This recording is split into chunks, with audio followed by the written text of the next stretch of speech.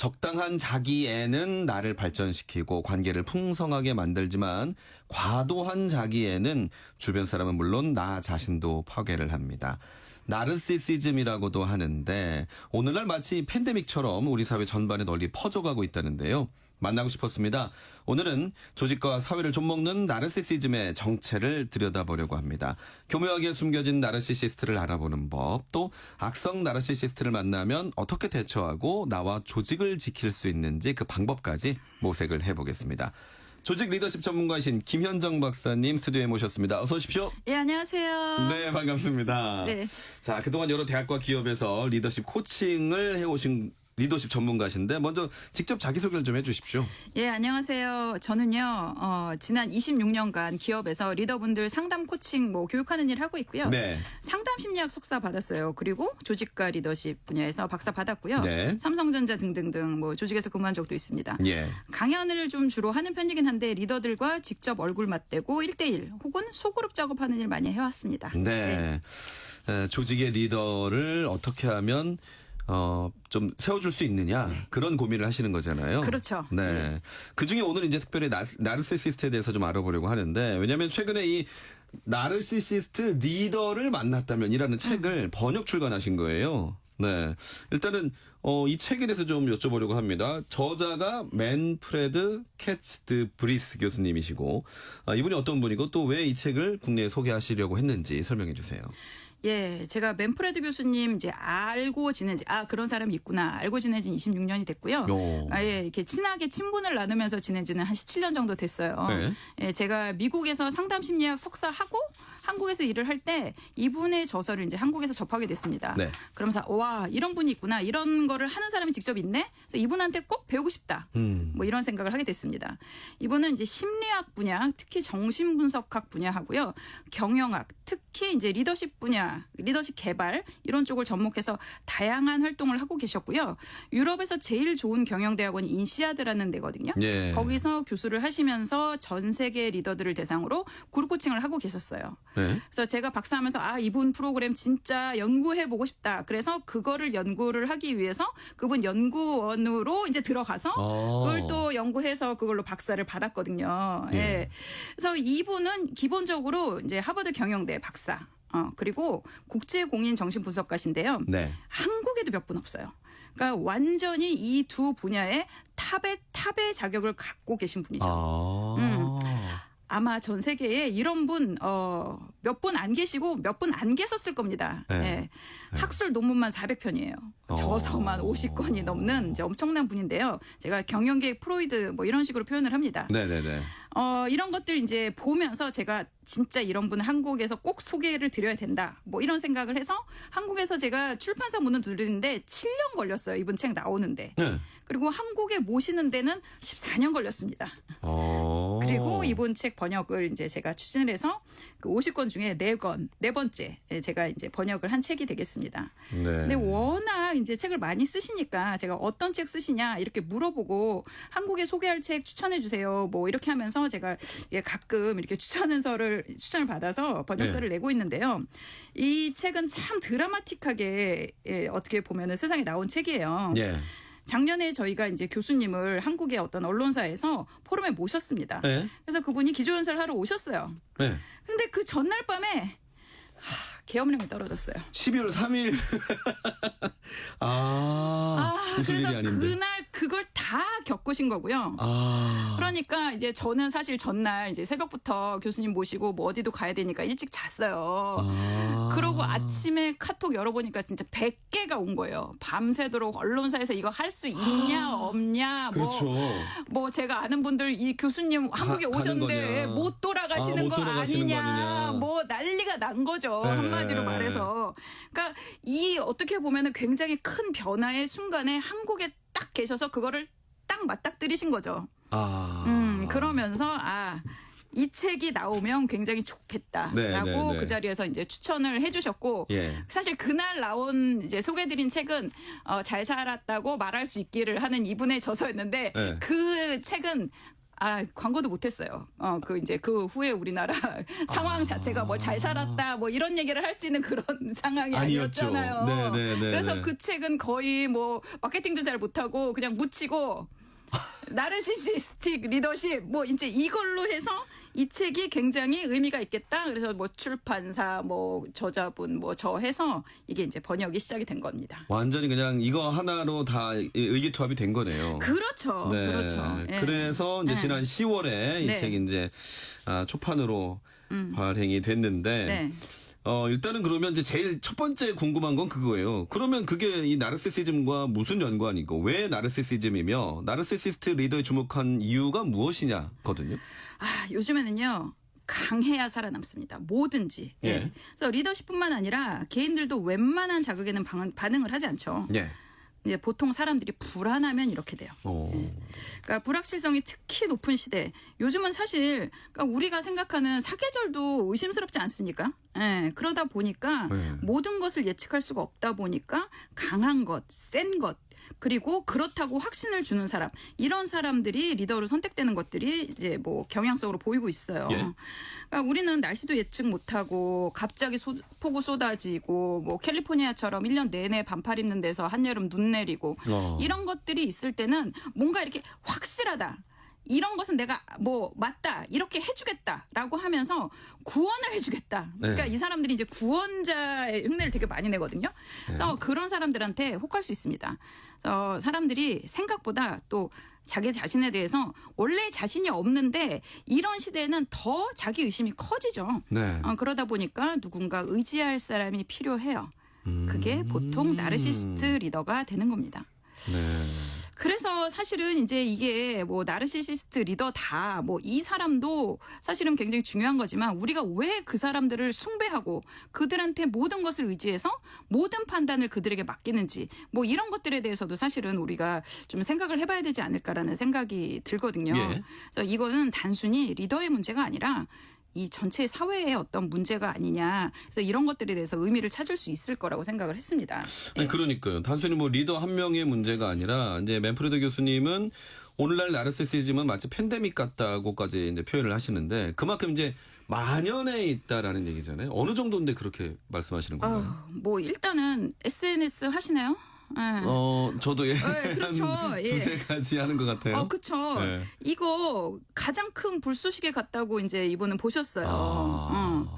일단 사람들은요 기본적으로 다른 사람의 관심과 사랑이 필요하죠. 네. 그런데 이 SNS는 그걸 완전히 숫자로 다 보여주잖아요. 그렇죠. 그리고 사람들이 나한테 하트를 몇 개를 보냈는지를 다른 사람이 또 보잖아요. 그렇죠. 그러니까 이게 중독이 되게 쉽습니다. 네. 그래서 내가 이 사람한테 사랑을 받지 못하지만 내가 다른 사람한테 사랑을 받고 있어. 이게 전시가 되는 거예요. 네. 그러다 보니까 이게 어떻게 보면은 내가 사랑받고 있다는 거를 세상에 알림으로 해서 또 사랑을 받고자 하는 굉장히 어떻게 보면 슬픈 현상이라고 이제 볼 수 있는데요. 예. 그러니까 얼마 전에 이제 그 맨프레드 교수님은 엄청나게 이제 글을 많이 쓰시는 분이라서 또 아티클을 자주 보내주시거든요. 네. 예. 본인이 오마카세에 가서 이제 저녁 식사를 하고 계시는데 옆에 앉은 젊은 여성분이 스시가 나오는 대로 사진 찍었겠죠. 그렇죠. 네. 그럼 어때요 또? 영국도 올리고. 그러나 봐요. 네. 다 그래요. 다 전 전 세계가 뭐 네. 가릴 게 없습니다. 요즘에 좀 더한 나라 있고 덜한 나라 있는 예. 겁니다. 그래서 왜 그러냐 그랬더니 친구들한테 업데이트를 한다. 그렇죠. 그렇죠. 그렇죠. 네. 근데 솔직히 말해서 업데이트예요? 뭐 그냥 뭐 과시? 그렇죠. 네. 그냥 뭐 이렇게 그 업데이트를 하면 사람들이 좋아요를 누르니까 그거 받고 싶어서 사실 그렇죠. 그거 업데이트를 하는 거거든요. 네. 근데 이거 대충 알잖아요. 그러니까 사람들이 좋아요 누르지만 이 사람들이 진짜 좋아서 자기를 좋아요 이걸 눌러주는 건지 뭐 이런 것들이잖아요. 네. 그래서 어떤 분이 그런 말씀도 하시더라고요. 자기는 자기 인생 자체보다 인스타가 훨씬 중요하대요. 자기 인스타가. 네. 그래서 인생에 자기가 없어지는 그런 현상들이 지금 전 세계에 퍼지고 있다. 이렇게 말씀드릴 수 있을 것 같아요. 근데 이거는요, 애들 양육 과정에서도 이제 드러나요. 예.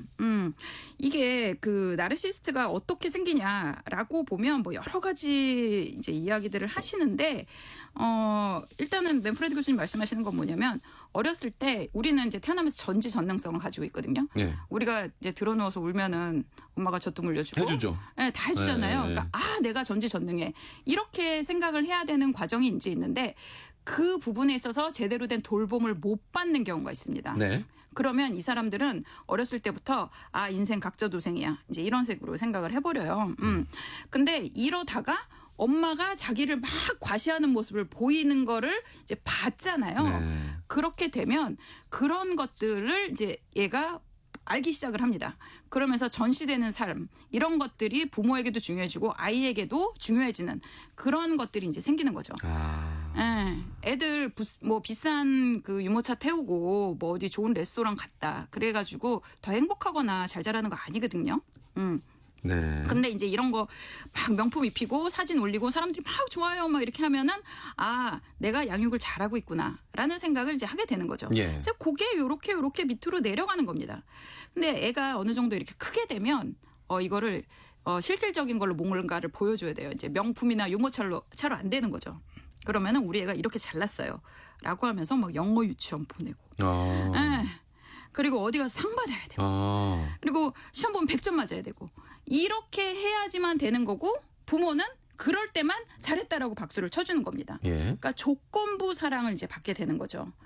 사실은 이제 사랑은 무조건적이어야 되는 거거든요. 특히 부모가 자식에게 주는 사랑은. 근데 그런 것이 있다는 것 자체를 몰라요. 네. 그러니까 이거를 사랑을 받고 싶은데 진짜 사랑을 못 받았으니까 어떻게 돼요? 다른 데서 이제 가짜 사랑을 이제 찾게 되는 겁니다. 아하. 이게 바로 나르시시즘이라고 생각하시면 될 것 같아요.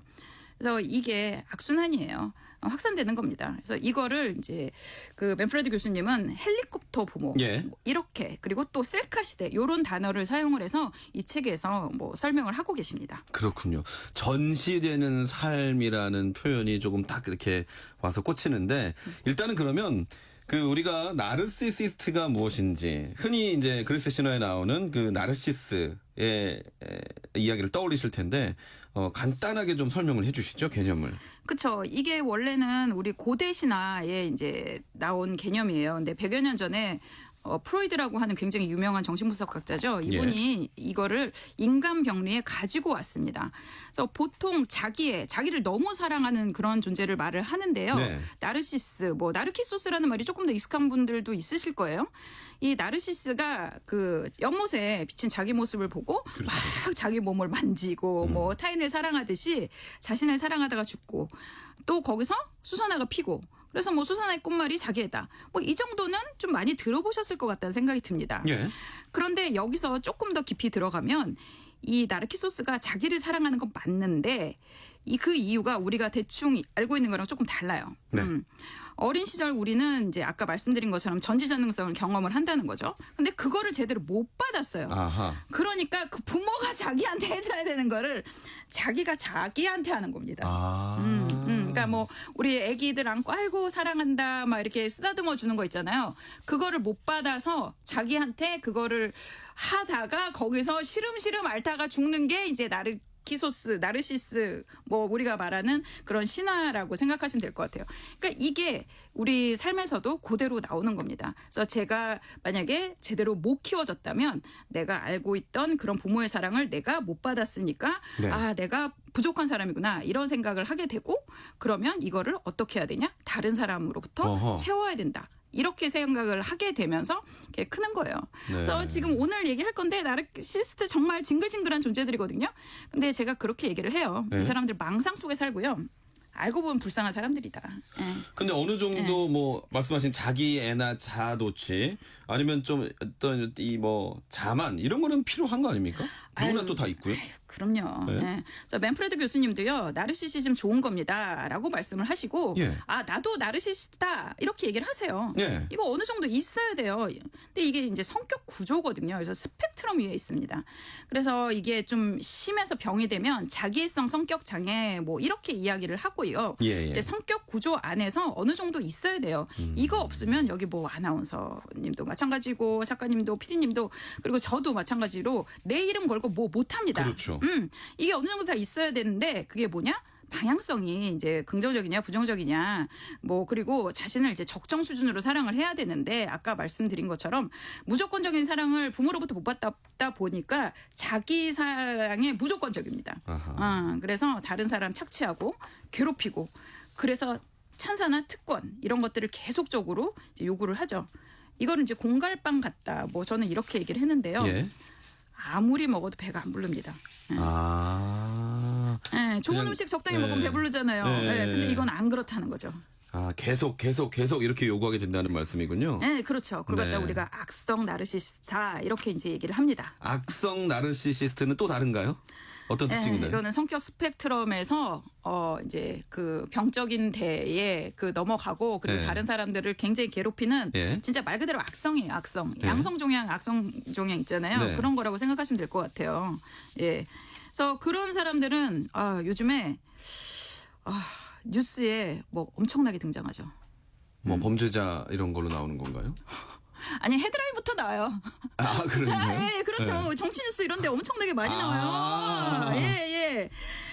그래서 이 사람들은 이제 그 자기가 대단한 사람이 되기 위해서 되게 노력을 많이 해갖고 대단한 사람이 돼요. 그래서 그 제가 이걸 갖다가 뭐 환태평양 뭐 어벤져스다 이제 이렇게 얘기를 하는데 예. 세계적인 리더들도 많이 있어요. 뭐 이제 그 뭐 일단 그 잡스러운 거는 사이비 종교, 뭐 사기꾼 이런 범죄자들 되게 많고요. 네. 전쟁 일으키고 그리고 독재하고 뭐 그에 준하는 행동을 하는 그런 리더들 뭐 많이 있죠. 뭐 실명을 얘기하긴 그런데 이제 아니 근데 무슨, 책에 나와 있기 네. 때문에 제가 뭐 여쭤볼 수 있을 것 같은데 네. 그러니까 오만한 정치 지도자들이 남긴 피해는 자기 자신조차 통제하지 못하는 이들에게 과연 타인을 통제할 수 있는 권한을 맡겨도 되는지 되묻고 난다 하면서 푸틴 사례를 말씀해 놓으셨거든요. 맞아요. 네. 뿐일까요? 그러니까 이 책이 사실 이제 작년에 이제 쓰여진 책이 그러니까 잖아요. 네네네. 그러니까 그 이제 탈구는 그때 하시고 나서 뭐 트럼프 대통령도 들어오고 그러고 나서 더 강해진 면들이 이제 있죠. 그래서 제가 이거를 이제 태평양 주변에 있는 분들만 나라에, 보면 예. 지금 뭐 미국도 마찬가지고 그러니까 이 사람에 반대하는 굉장히 강성 리더가 지금 또 캐나다에서 지금 뭐 리더를 네. 하고 계시고 러시아 그리고 네. 뭐 중국하고 일본 요즘 살떨리죠. 그렇죠. 서로 좀 굉장히 강하게. 그리고 이제 그 중간에 껴있는 한반도에도 거기에도 이제 그 북쪽에 이제 좀 계시고. 남북에서 북에. 거기에는 확실히 계시고 그 예. 가문이 그리고 또 여기 동남아시아도 내려오면 장난 아니죠. 요즘 뭐 캄보디아 얘기도 많이 나오고. 또 뭐 필리핀에 뭐 그런 데는 거의 다 독재잖아요. 사실은 뭐 태국이나 그러니까 거기 있는 사람들이 이게 뭐 병이냐 어쩌냐 이런 수준에서 뭐 얘기가 될 수 있을 정도지 네. 이런 것들이 그러니까 기본적으로 나르시스트의 성향이 굉장히 강한 사람들이 리더십을 발휘하고 있다 보니까 네. 우리가 굉장히 많이 보죠. 그런 대목이 나와요. 나르시시스트 리더가 권력에 취해 폭주하게 될 때 나르시시즘이라는 막강한 힘은 극도로 파괴적인 행동으로 이어진다. 리더십을 발휘해야 할 상황에서도 자아는 모든 것을 흐리게 만든다. 이렇게 표현해 놓으셨더라고요. 맞아요. 그러니까 그 사실은 계속적인 어떤 찬사나 이런 것들을 받아야 되는데 그게 우리도 그렇잖아요. 막 어떤 스타가 대단하다라고 하지만 좀 시간 지나면 시들해지죠. 네. 그러면 그분들은 또 원대한 계획을 세우고 그러니까 그런 것들에 준하는 것들을 이제 하게 됩니다. 뭐 네. 이를테면 전쟁 이런 게 굉장히 큰 비극인데 네. 그들한테는 그 자기의 어떤 만족과 자기의 영향력 과시를 위해서 이용이 되는 뭐 그런 거예요. 그래서 실명도 많이 이제 책에다가 쓰셨는데 그런 분들 같은 경우는 자아만 흐린 게 아니라 자기의 추종자들 그리고 그 추종하지 않더라도 한 범주에 있는 사람들을 다 힘들게 만드는 사람들이죠. 네. 그 악성 나르시시스트는 타인에게 불필요한 해를 가하면서도 그쵸. 자신이 초래한 피해에 대해 거의 혹은 전혀 후회하지 않는다. 라고 남겨놓으셨어요. 양심도 없고요. 도덕성도 없어요. 근데 이 사람들 뭐 그런 게 없다라기보다는 그런 거를 하면서 쾌감을 느끼는 사람들이에요. 그러면 이게 지금 말씀만 들으면 인간관계가 가능할까라는 생각이 들거든요. 나르시시스트의 인간관계는 어떤가요? 일단 이 사람들 되게 매력적이에요. 아, 네, 엄청나게 매력적이고 아까 말씀드린 것처럼 인생 각자 도생. 그렇기 때문에 뭐 일도 공부도 되게 열심히 해서 엘리트 사회에 진짜 많고요. 예. 그리고 뭐 이제 이분이 이것뿐만 아니라 한 80년대부터 엄청난 글을 쓰셨는데 굉장히 매력적이고 섹시하고 어떤 네. 순간에서는 그렇게 천사 같고 그렇게 품넓고 네. 그런 모습을 보여갖고 사람들을 홀리는데 기가 막힌 재주가 있어요. 그래서 이런 나르시시스트하고 사랑에 빠지면 정말 세기의 사랑에 빠졌다. 이런 느낌이 들 정도로 네. 뭐 엄청난 매력을 가지고 있습니다. 그러면 이제 책에서 이제 그런 리더를 만났다라는 가정부터 이제 시작을 하는 거예요. 네. 겪어보니 나의 리더가 나르시시스트라는 걸 알았을 때 네. 그때 우리가 할 수 있는 일은 무엇이냐 이게 이제 중요한 거 아니겠습니까? 어떻게 하면 좋을까요? 한숨이 묻어 나오시는 것 같은데요. 일단은 자기가 이제 일반인이잖아요. 네. 그러면 도망치셔야 돼요. 도망쳐야 된다고요? 네. 피하는 게 상책이란 말씀인가요? 예, 그렇죠. 예. 그러니까 이분들 같은 경우는 우리가 알아채는 게 1번 중요하고요. 네. 알아채는 게 중요하고 그리고 그 사람들이 어떻게 나를 다루는지를 보면서 이거를 약간의 거리를 두면서 사실은 좀 일단은 유보적인 자세를 취하는 걸 저는 추천을 드립니다. 네. 이분들이 되게 매력적이고 굉장히 확신에 찬 그런 약속들도 되게 많이 해요. 네. 그런데 그렇게 되면은 이분들한테 이제 이용을 당하는 서플라이라고 이야기를 하거든요. 예. 나르시시스트 서플라이가 될 가능성이 높습니다. 그리고 어느 순간에 이 나르시시스트가 하는 행동을 그대로 모방을 해서 또 보여주기도 하고요. 예. 그런 식으로 해서 자기까지 어떻게 보면 오염이 되는 일들이 생기거든요. 그래서 리더들을 그렇게 만나면 일단 이렇게 경계를 해야 되고 그리고 뭐 아닐 수도 있어요. 아닐 수도 있어서 섣부르게 너무 그러실 필요는 없고 그리고 또 만약에 그런 것 같다라고 네. 하면 전문가의 도움을 받으십시오. 네. 예, 전문가의 도움을 받지 않고 이렇게 섣불리 하다가 그 큰 코 다치는 분들 많이 봤어요. 네. 일단 그럼 책에서 말씀하시는 나르시시스트로부터 나와 조직을 지키는 법에 네. 대해서 좀 말씀해 주시죠. 나를 지키는 건 아까 말씀드린 것처럼 어쩔 수 없다. 도망갈 수 없다라고 이야기를 한다 그러면 일단은 이분들을 도와줘야 되는 거죠. 네. 그래서 그러니까 그 시스템적으로 보면 뭐 이분이 워낙 책을 워낙 많이 쓰시고 뭐 여러 가지 이제 얘기를 하셨는데 일단은 이분이 예전부터 계속적으로 말씀하시는 거 시스템적으로 견제와 그러니까 견제하고 이런 시스템이 필요하다라고 얘기를 하는 거죠. 네. 독재자가 있더라도 독재자를 견제할 수 있는 뭐 기업 같은 경우는 이사회 이런 활동들이 이제 필요한 거고요. 그리고 이분들한테 스스로를 좀 돌아볼 수 있는 그런 거울로서의 역할 그런 것들도 좀 해주면 그게 뭐 좋은 거죠. 근데 되게 쉽지 않습니다. 이거 네. 이 사람들 잘못 건드리면 본인이 굉장히 그 어떻게 보면은 큰 데미지를 얻을 수가 있기 때문에 뭐 그런 것들이 있고요. 그리고 전문가와 또 연결을 해주어서 그분들한테 도움을 주시는 것 이런 것들이 뭐 네. 필요하지 않을까라는 생각이 들어요. 네. 근데 본인이 나 스스로가 잘났다는 걸 알면 전문가의 도움이 필요하지 않다라고 말할 거 아니에요. 보통 그렇죠. 네. 그러니까 그런 아까 말씀드린 낙성 나르시시스트들은 여기선 제외라고 생각하시면 될 것 같아요.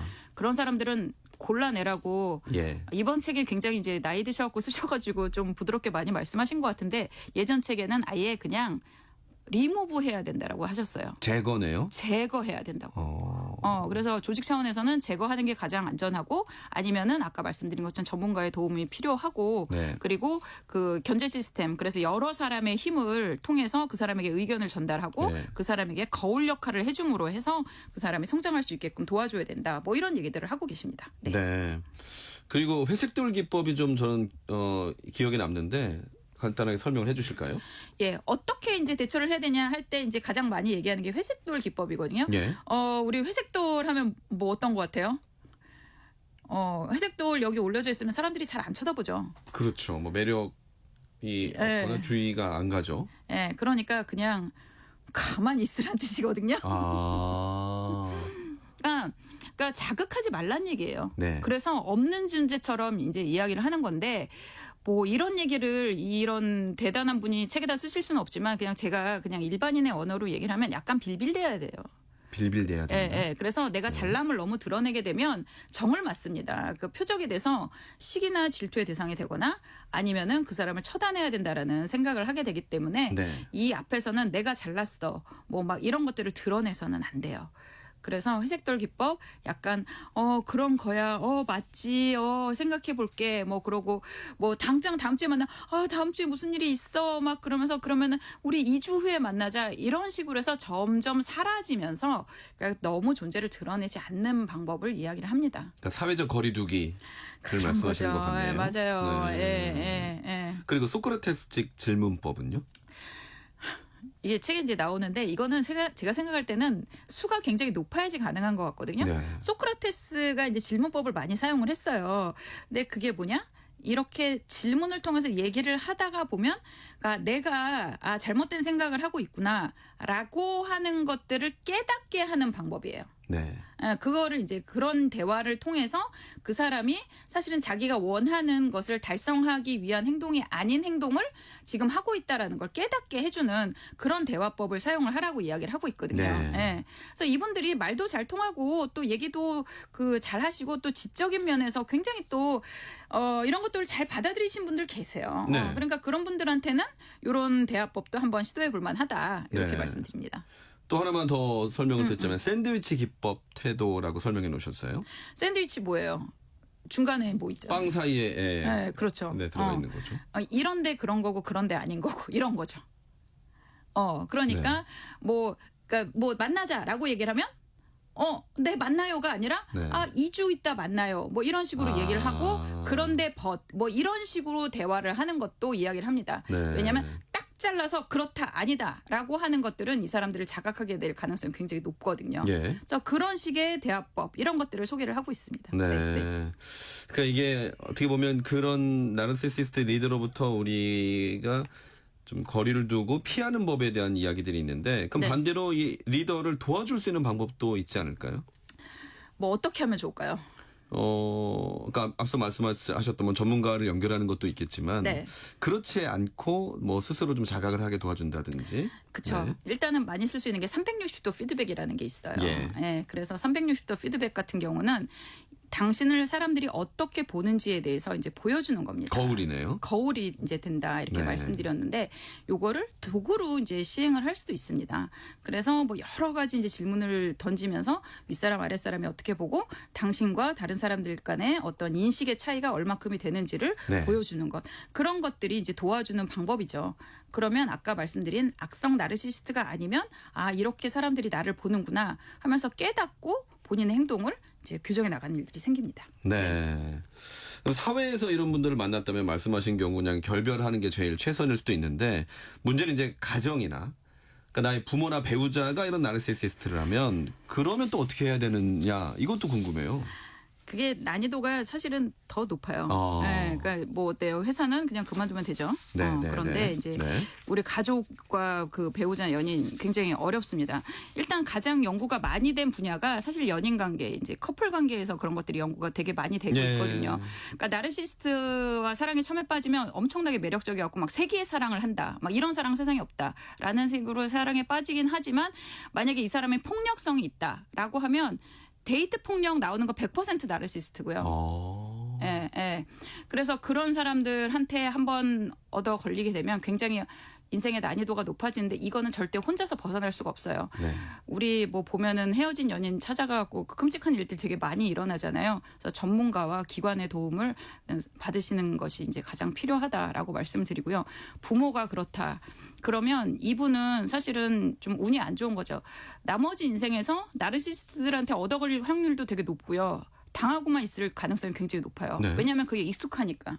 그러니까 보통 사람들은 저 사람 좀 이상해. 왜 나한테 이렇게 특권을 요구하는 거야 자꾸. 그러면서 거리를 두면 이제 도망가잖아요. 예. 그리고 이상해 이렇게 하는데 이 사람들 같은 경우는 막 그게 옛날에 이거를 전이라는 과정으로 얘기하는데 부모의 그런 것들이 이제 무의식적으로 살아나면서 전전긍긍하게 됩니다. 그러면서 그 사람들한테 이제 끌려다니는 현상들이 일어나게 돼요. 그 부모는 아까 말씀드린 것처럼 나르시스트가 사실은 부모 자식도 없어요. 자식 사랑하지 않습니다. 자기만 사랑해요. 그래서 자식도 돌봄 제대로 안 주고 그러고 키워서 그 자식이 둘 중에 하나거든요. 나르시스트가 돼서 부모를 똑같이 모델링해서 나르시스트가 되거나 아니면 그 부모한테 사랑을 받기 위해서 그 사람이 원하는 모든 것을 하는 절절매면서 전전긍긍하면서 끌려다니는 그런 자녀가 이제 됩니다. 그래서 둘 중에 하나가 될 가능성이 굉장히 높죠. 네. 앞서 그 자기애성 인격 장애라는 말씀을 언급해 주셨는데 자기애성 인격 장애는 엄연히 그 진단 코드가 나와 있는 질병인데 이 나르시시즘은 또 이런 병이라고는 할 수 없는 거죠.